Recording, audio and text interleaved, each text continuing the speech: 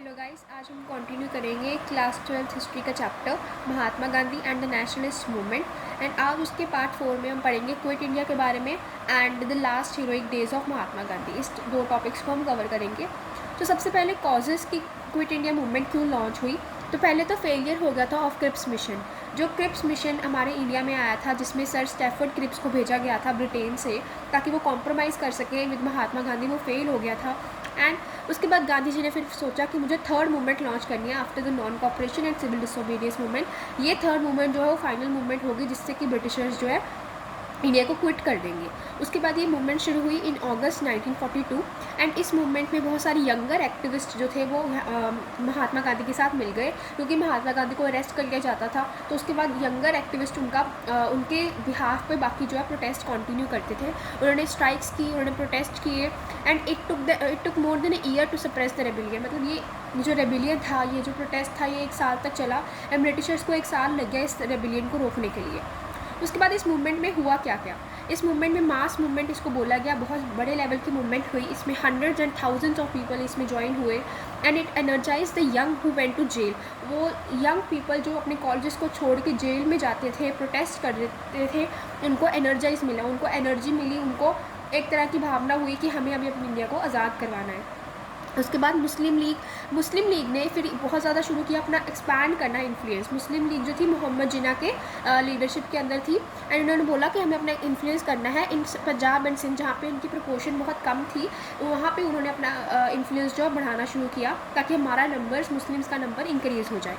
उसके बाद जून 1944 में गांधी जी रिलीज़ हुए एंड उसके बाद 1 ईयर के बाद उन्होंने ऑर्गेनाइज़ की talks with Muslim League to bridge the gap. जब 1944 में गांधी जी रिलीज़ हुए, उसके 1 साल के बाद उन्होंने मुस्लिम लीग के साथ टॉक्स की ताकि जो हमारी और मुस्लिम लीग में डिफरेंसेस हैं कांग्रेस और मुस्लिम लीग के, उसको ब्रिज किया जाए, उसको ख़त्म किया जाए।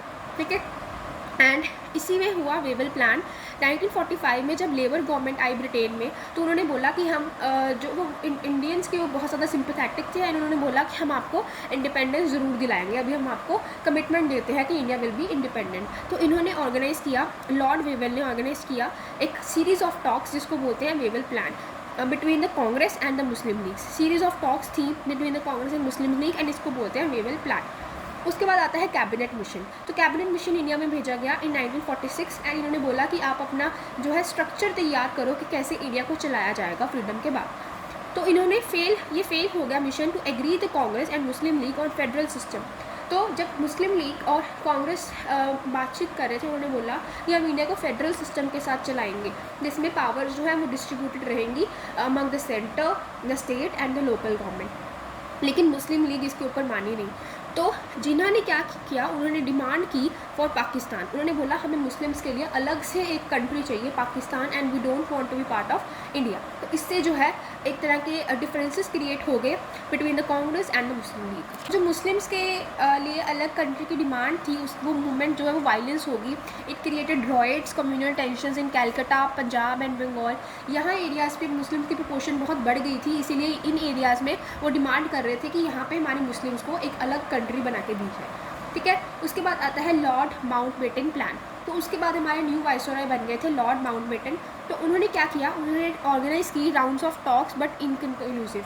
उन्होंने टॉक्स जो है ऑर्गेनाइज़ की ताकि जो इंडिया का जो स्ट्रक्चर है वो बिल्ड हो सके, इंडिया को कैसे चलाना है ये प्लान्स बनाए जा सके। लेकिन ये इनकन्क्लूसिव थे, इनका कोई रिजल्ट नहीं निकल पाया क्योंकि मुस्लिम्स को बहुत ज़्यादा श्योरिटी थी कि हमें जो है अपना अलग से कंट्री चाहिए।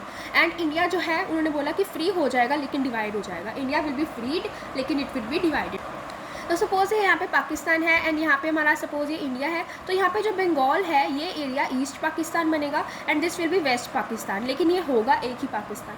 तो इंडिया को सेंटर में रख के 2 पाकिस्तान बन जाते हैं एंड ये दोनों एक ही पाकिस्तान का पार्ट है, लेकिन इसको 2 नामों से जाना जाता है, East Pakistan and West Pakistan. तो यहाँ से डिवाइड हो जाता है, पंजाब के कुछ एरियाज़ यहाँ से पाकिस्तान में चले जाते हैं, यहाँ से बंगाल जो है ईस्ट पाकिस्तान बन जाता है। एंड फाइनली 1971 में ये ईस्ट पाकिस्तान जो है वेस्ट पाकिस्तान से अलग होकर बांग्लादेश न्यू कंट्री बन जाता है। ठीक है। तो इससे 15 अगस्त को ट्रांसफ़र ऑफ पावर हुई, ब्रिटिशर्स ने अपनी पावर इंडियंस को दी एंड सेलिब्रेशंस हुई in different parts of India. लोग जो थे खुश थे अपने इंडिपेंडेंस पाके, बहुत सारी सेलिब्रेशंस बनाई गई। उसके बाद आता है लास्ट हीरोइक डेज। अभी महात्मा गांधी की उसके बाद जो है डेथ हो जाती है क्योंकि उनको असैसिनेट किया जाता है, तो उसके बारे में हम पढ़ेंगे लास्ट हीरोइक डेज। उन्होंने लास्ट डेज में भी अपनी एक हीरो के जैसे काम किया, एक मसीहा के जैसे काम किया। तो he was not present in the capital on 15 अगस्त 1947। वो दिल्ली में नहीं थे जब 1947 में 15 अगस्त को सेलिब्रेशंस की गई। वो कैलकाटा में थे and he was in Calcutta. तो उन्होंने 24 आवर फास्ट रखा कि जितनी हमने मेहनत की है इंडिपेंडेंस पाने से, इतने सालों का हमारा स्ट्रगल था, प्रोटेस्ट किए, उन सभी के लिए मैं एक दिन का फास्ट रखूँगा ताकि उसकी जो सेलिब्रेशंस हैं, उसकी जो हमें मिला है वो वर्थ हो जाए। उसके बाद अनएक्सेप्टेबल प्राइस पे हमारी इंडिपेंडेंस आई क्योंकि हमारी इंडिया की डिवीज़न हो गई थी। इंडिया जो है मुस्लिम्स और हिंदूज़ का डिफरेंस जो है वो नहीं झेल पाया एंड पाकिस्तान और इंडिया 2 कंट्रीज़ डिवीज़न हो गई उनकी, ठीक है। उसके बाद कांग्रेस ने फिर रेजोल्यूशन पास किया कि हम राइट्स ऑफ मिनॉरिटीज़ को रिस्पेक्ट करेंगे। जो मिनॉरिटीज़ हैं हम उनको उनकी राइट्स को प्रोटेक्ट करेंगे, उनको इंटरेस्ट को प्रोटेक्ट करेंगे। उसके बाद अपोज टू 2 नेशन थ्योरी, जो मोहम्मद जिन्ना ने बोला था कि हमें 2 नेशंस बनाने हैं, पाकिस्तान एंड इंडिया, वो कांग्रेस उसके खिलाफ थी लेकिन फिर भी पाकिस्तान जो है बन गया। एंड इंडिया ने क्या बोला कि हम एक डेमोक्रेटिक एंड सेकुलर कंट्री बनेंगे, डेमोक्रेटिक बनेंगे एंड सेकुलर, जहाँ पे हर रीजन की रिस्पेक्ट होगी। इसके बाद है गांधी जी फाइनेस्ट आवर्स। तो इंडिपेंडेंस के बाद गांधी जी के बहुत फाइनेस्ट डेज बताए जाते हैं, ठीक है। वो उसके पहले तो अपने बंगाल में थे कैलकाटा में, फिर वो दिल्ली में आ गए एंड दिल्ली के जो रॉयट्स थे, वहाँ की जो प्रॉब्लम्स थी उन्होंने सॉल्व की। एंड उसके बाद लोग उन्हें बोलते थे कि वो जो है मुस्लिम्स के कंसर्न्स के ऊपर ज़्यादा ध्यान देते हैं, लेकिन he was equally concern with the sufferings of minority in Pakistan and minority as well as Hindus as Muslims. वो हर किसी की प्रॉब्लम्स जो है सॉल्व करने के लिए ध्यान देते थे। उसके बाद गांधी जी की लाइफ को जो है ख़त्म करने के लिए एक अटैम्प्ट हुआ ऑन 20 जैन 1948, लेकिन ये अनडॉन्टेड था, मतलब गांधी जी को इससे कोई फ़र्क नहीं पड़ा। ही वॉज फियरलेस एंड उन्होंने ऐसे ही अपने प्रेयर्स में पार्टिसिपेट किया। लेकिन जब 30 जैन को इवनिंग में उनके ऊपर अटैम्प्ट हुआ उनकी लाइफ के ऊपर, तब वो बच नहीं पाए and he was shot dead by Nathuram Godse.